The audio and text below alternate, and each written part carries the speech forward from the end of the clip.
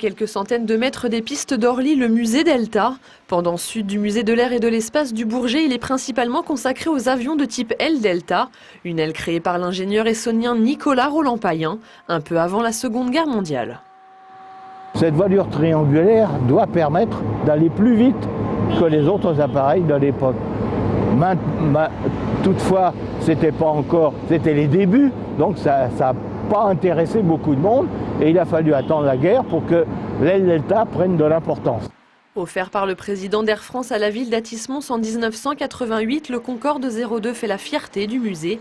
Celui-ci est un prototype 314 vols à son actif.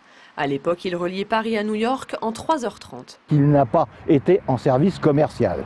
Il a simplement permis de vérifier que tous les essais, que toutes les conditions demandées étaient remplies, que l'avion était capable d'assurer un service régulier.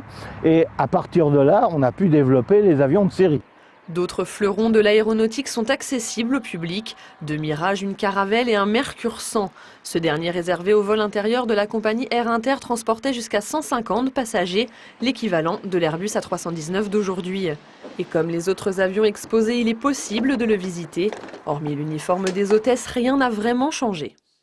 Nous avons gardé cet avion avec intérêt parce que pour beaucoup de gens qui ne connaissent pas encore l'aviation, le fait de les faire pénétrer dans un avion familiarise l'idée qu'ils peuvent éventuellement faire un voyage. Pour des enfants, pour des personnes un peu plus âgées mais qui n'ont jamais volé, automatiquement ça les met un peu dans l'ambiance. Chaque habitacle abrite un espace exposition, une véritable plongée dans le passé de l'aéronautique qui passionne petits et grands.